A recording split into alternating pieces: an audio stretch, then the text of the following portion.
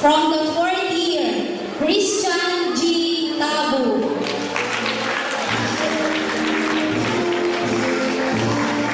And Andore G. Diwan.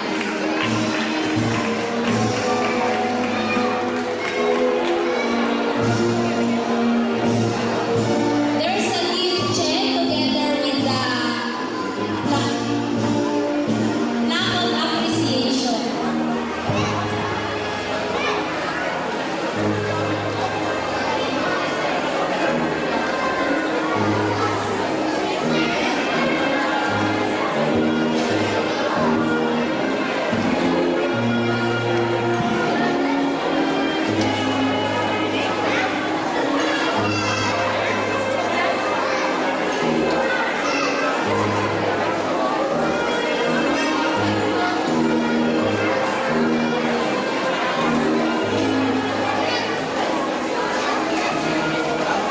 Attachment with people and even institutions like schools. Our school, St. Gregory School of Valenzuela, nurtured you with love and understanding to some 6 long years, 4 other 5 or 4 even 4 or 3 long enough to forge mutual family. The pledge of loyalty led by Francesco Z. Peña, kindergarten, second cohort. Repeat after me. Pledge of loyalty. I, Francesca Peña, a graduate of St. Gregory School of Valenzuela, who have been raised by my alma mater to a life of simplicity, sincerity, and honor. Hereby, solemnly pledge that I will hold steadfastly to the ideas I have lived within the duration of my stay in school.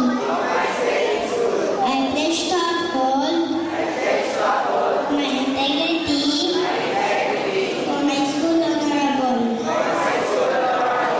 I pledge to work with sincerity for my school.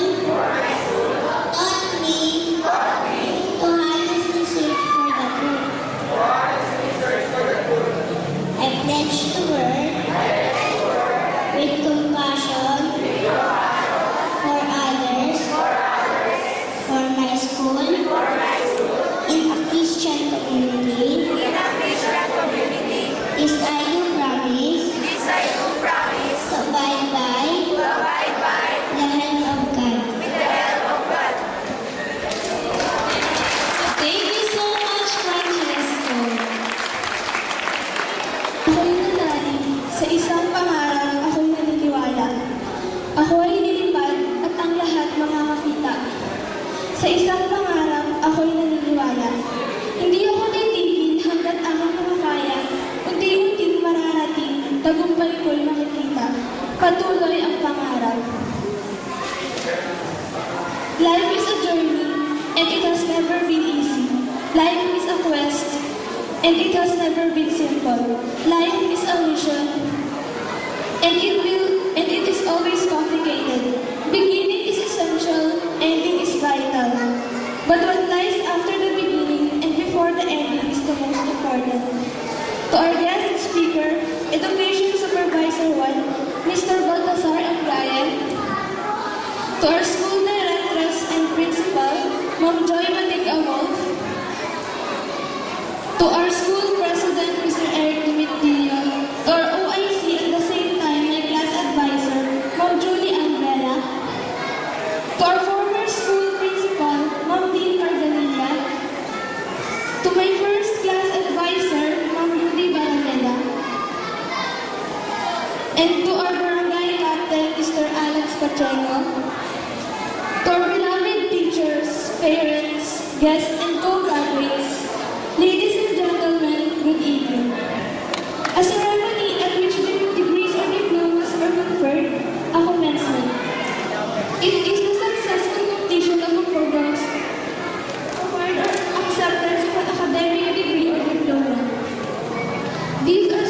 definitions given by several famous dictionaries for the word graduation. To some, it is a proof of their diligence. It is the beginning of a harder path, high school and college life. Graduation is saying goodbye to our classmates and friends, and saying hello to our new endeavor. But for us, graduation is not, as what dictionaries say, rather an opportunity. It is a privilege, a chance to say thank you. We already proved that we can do what we can do and our worth. Gregorians are fighters. Gregorians are survivors. Gregorians are dedicated. We never gave up showing our academic skills in the problems during the battle of the brains. We didn't surrender on the test brought by the National Achievement Test. We bravely competed athletically on the Balbisa events and even participated on out-of-school activities such as field camp, and even showcased our talents and knowledge on our inside school programs like the Mr. and Miss United Nations and Lakan and Lakambini. These are the proofs that our alma mater, St. Gregory School of Valenzuela, nurtured us to become Filipinos of excellence.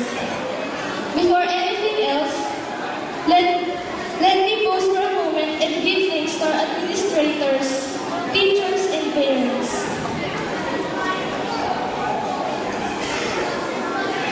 To Ma'am Rosine Queen and Ma'am Luz Salano, our NKP teachers, thank you for being the first teachers of these kids, for teaching them how to sound letters correctly, to write, sing, dance, count, how to play fairly, and for making us feel that we could have a family outside our homes, which taught us the sense of being simple, especially how to prepare snacks on their own.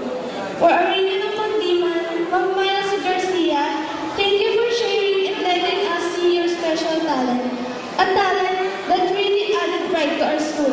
Thank you for your kindness, assistance, guidance, and support.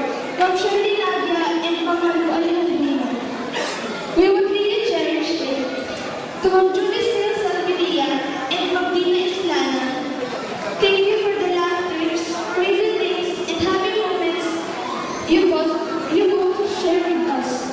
To Ma'am Rizalyn Ramos, thank you for your earnest dedication of one of the persons leading the scouts of the school.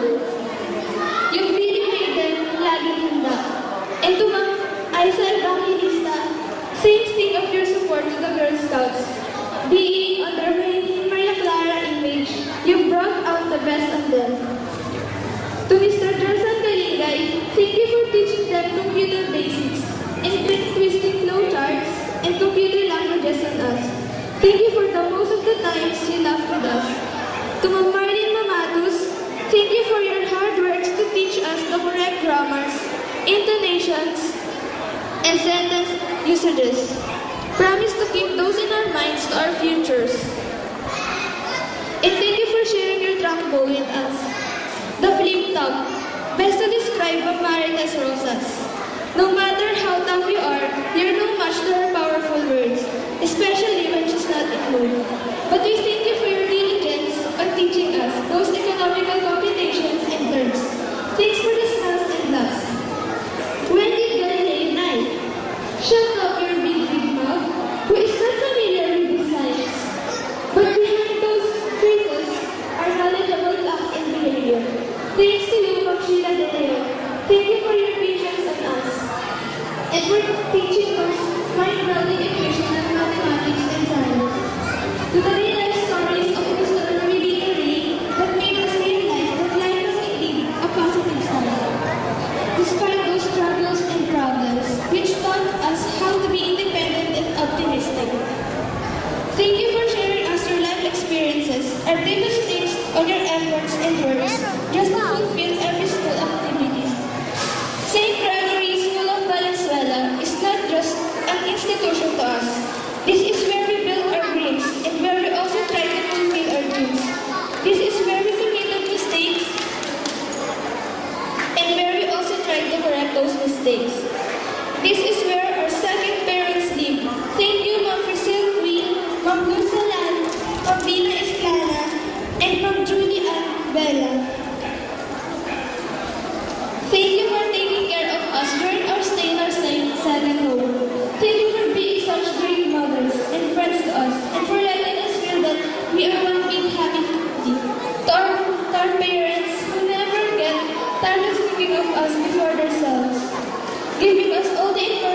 that we need. To these teachers, we really thank you, and I personally thank you for all giving me a wonderful stay here at St. Gregory. Ma'am Joy, thanks for building this family with great members. Without all